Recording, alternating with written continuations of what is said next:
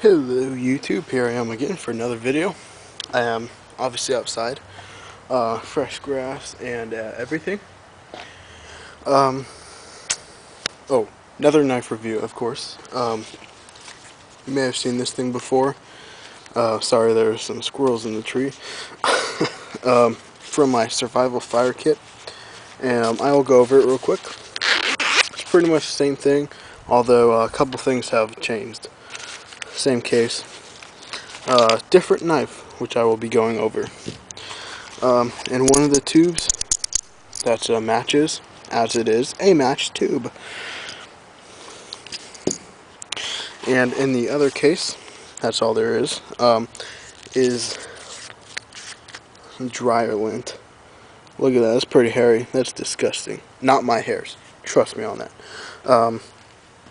Yeah, I used to use those Q-tip ends, which there's some in here, but I use dry lint now because I think it's finer, and yeah, that's hairy. I think it would catch fire easier. And this is my Tool Logic SL3 knife, fire starter knife. Sorry, I'm off frame. I'm usually right behind the camera. This time I'm kind of in front of it, so sorry about that. It's a 3, I believe, inch blade, razor sharp when you get it. Surprisingly, this was bought off of thinkgeek.com. Yeah, they do have it there. You can buy it also off their website, and a lot of other places that carry a lot of other kind of knives. I think, what's this place I use? YourCornerStore.com has them. $30, I believe.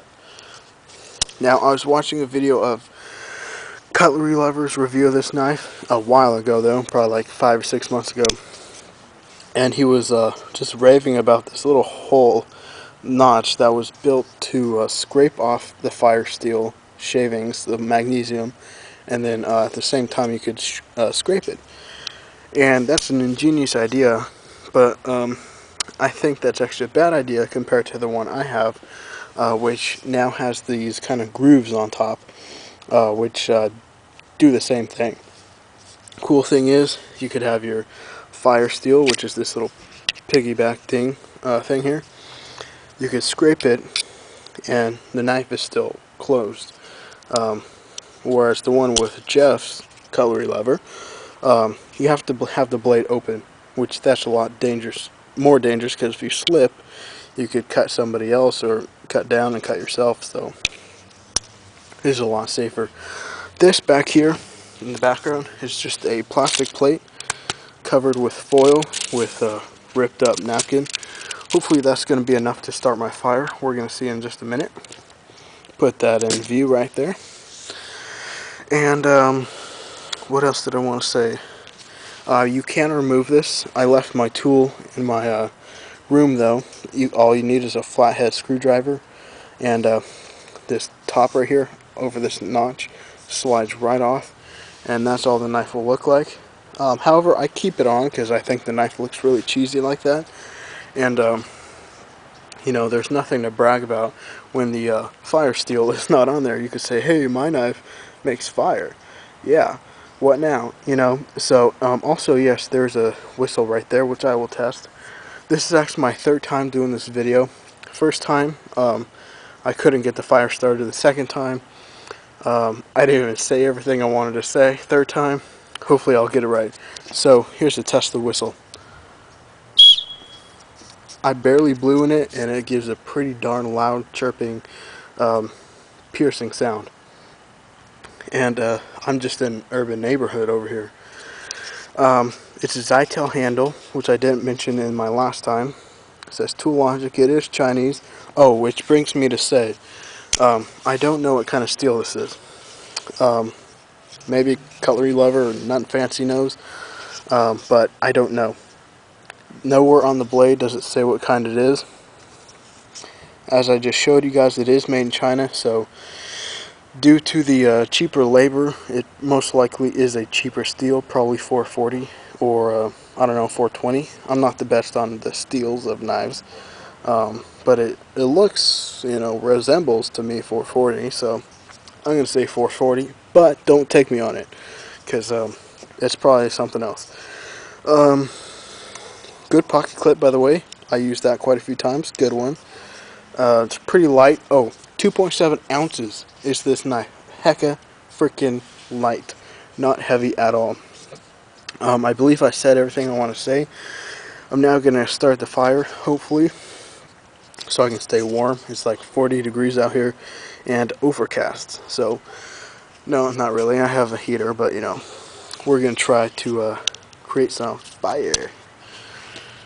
If this doesn't work, I'll go to the, fire, or the lint, to help start it. But I'm going to start by shaving some off and striking it, see if it'll go. Just bear with me if it takes a little while.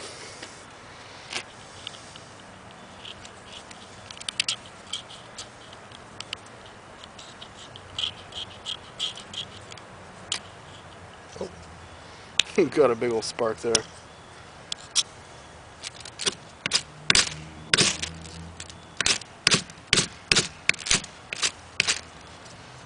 Got some action, but nothing is catching any fire.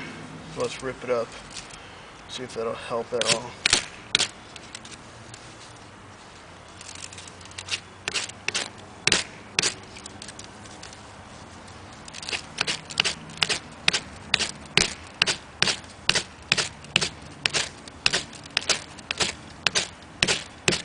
Okay, let's go back to shaving some off. Very, very sorry about this.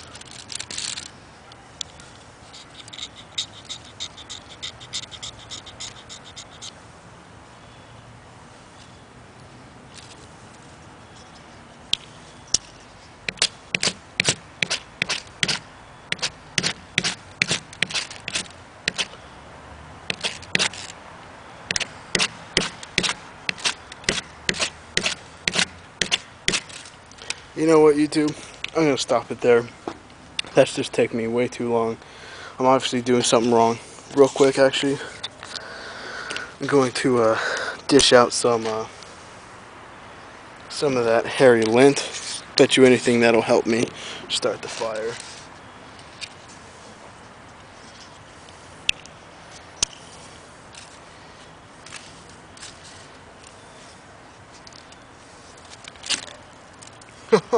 One strike, one strike. Wow, that is unbelievable.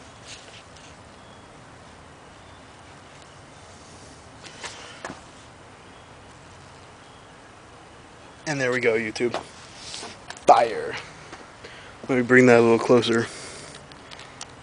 That is one hot fire. And it's sparking, so I'm going to keep it away from the camera. Oh, it's going all over the place. Right, YouTube, take it easy. I got to put this fire out.